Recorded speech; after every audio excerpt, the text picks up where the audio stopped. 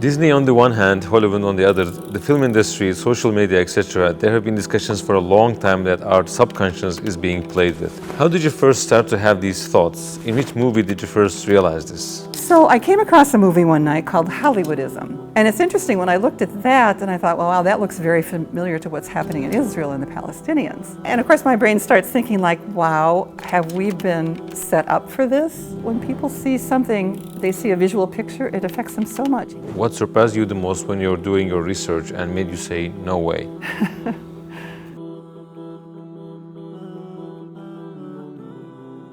Assalamu alaikum, Sister Noor.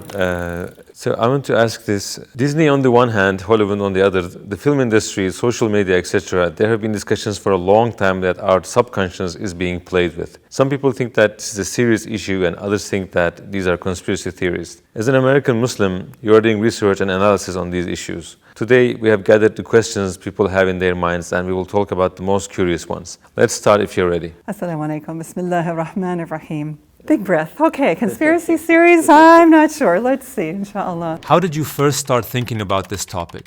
Which movie sparked your interest and why? So I came across a movie one night called Hollywoodism. And the premise of this movie was that there was a group of immigrant Jewish men from Europe who came to the United States as refugees and so forth, and they had started film companies. And from small beginnings, they became the moguls and giants of the Hollywood industry. And the movie went on to show how the initial movies in America, once they were talking movies and so forth, there was a common theme of the poor white American settler coming across the country in his covered wagon, just with he and his wife, the kids, and loaded with stuff, coming in, trying to settle, trying to make a home, and being attacked by all these savage, barbaric, indigenous people. This was a very common theme throughout American movies, the Western. And this theme was going all over and over and over again. So there were a lot of these cowboy versus Indian kind of movies growing up. And they even talk about called spaghetti westerns in Italy, for example. So people across the world know about this genre of movies for us. And it's interesting, when I looked at that and I thought, well, wow, that looks very familiar to what's happening in Israel and the Palestinians. We're hearing the same sort of rhetoric about Palestinians being barbaric, being these animals, the indigenous people fighting against the poor settler who just wants to make a home. How unfair, how unjust. And of course my brain starts thinking like, wow, have we been set up for this? Have we been set up for decades that this is what's going to be happening in Israel to support Israel? Because after all, these were Jewish immigrants and so forth. And then you start looking at a lot of other elements of Hollywood too, and like, I don't think this is conspiracy. I think there has been some sort of a purpose behind this so that Americans would be a little bit indoctrinated to be supportive of the poor Israeli, much like the poor settler who came through the West and was besieged by these awful people that just didn't want them there. And of course, the Americans were turned against the indigenous population and eventually annihilated them and put them on reservations. Sounds a lot like what's happening in Palestine also. So I got to thinking and I started doing more research about this subject and started coming across other movies as well. What surprised you the most when you were doing your research and made you say, no way? Well, I was shocked that as an American, that's what we grew up on. You know, we went back to the black and white era in my generation. I remember the first color television program, for example, which was brought to you by Disney of all people. We used to wait for Sunday night, 6 o'clock, the wonderful world of Disney in living color. When I watched this movie about Hollywoodism, it's like, wow, we have been, I don't want to say brainwashed, but sort of indoctrinated about a specific topic and how we should feel about that topic and how we relate to that topic and so forth. And as I said, I was kind of shocked because I've been fed that all my life. All my American friends and family have been fed that. And I think in all this, what's been happening in Palestine and Israel, a lot of us are saying, why aren't Americans more sympathetic to what's happening to the Palestinians? Why are they siding, no matter what atrocities the Jewish people commit, the Israelis commit, they're still siding with the Israeli side and looking at, again, the barbaric and indigenous population in Palestine. Why is that so easy for them to overlook atrocity after atrocity? And looking at that movie Hollywoodism, I'm like, oh, well, we've been indoctrinated, we've been socialized to see that very thing happening. So, but it's still shocking, like, wow, this has been in front of us all these years. And I think a lot of Muslim immigrants and even the children of immigrants are not realizing what they've been watching on television for generations and what's been setting the standard, so to speak. So what were the first movies that you encountered that they start to give a different message to American society?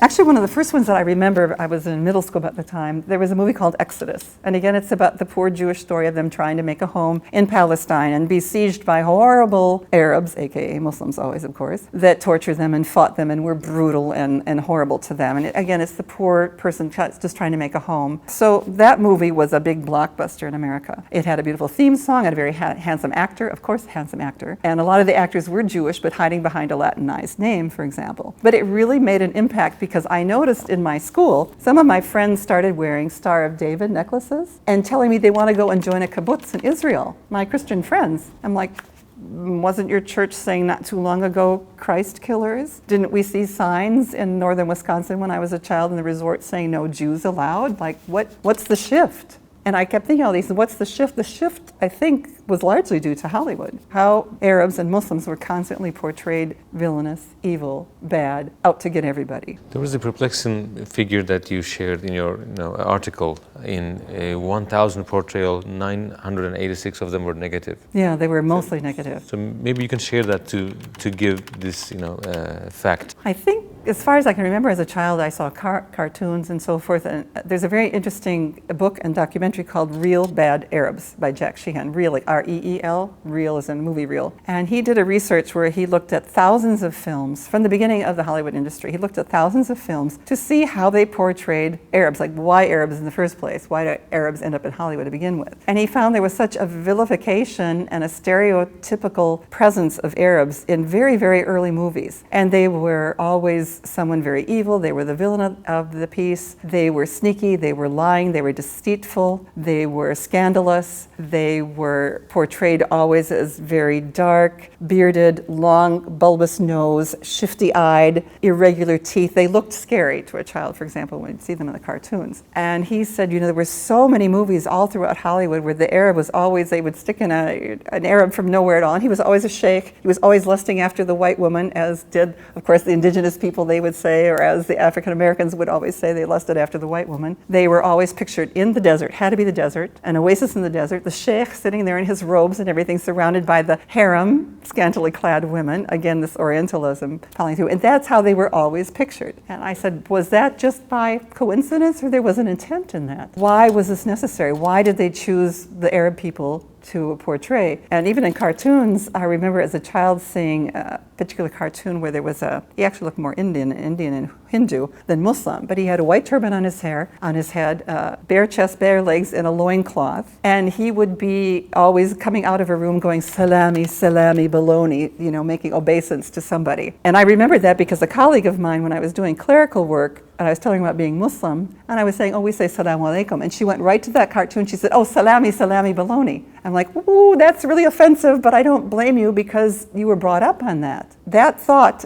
connected with Muslim for you. This is how we represent Muslims. This is how and it's a cross. I mean, they look more like the fakir of the Hindus than they look like Muslims. But the fact that they put salam in that, and they made fun of our prostrations. I think all that, for me, that all has to be purposeful. That's not by accident. That's not just to be funny or humorous. Why do children need to see something like that? Very interesting, like you said, subconscious stuff. How do we start to think about people like that when we see them? Are people really affected by these works, and since when did this kind of work start? Oh, absolutely, absolutely. When people see something, they see a visual picture, it affects them so much. If it's in print, which of course the media now is so scripted about world events, we believe what's written in print and we believe what we see with our eyes. Why then the major networks in America, for example, like CNN, Fox News, ABC, CBS, NBC, you don't see the videos and the images of what's happening in Palestine. You never have. It forms our consciousness as Westerners, as Americans, I think. From when I was growing up, we had a TV in the center of our home, and that TV's gotten larger and larger and larger, and it's always the focal point. Whatever country you go into now, the television is the focal point of the family. It's in the most prestigious place in the house, the most visual place in the house. So it's forming our consciousness very much by what we say. A lot of people say,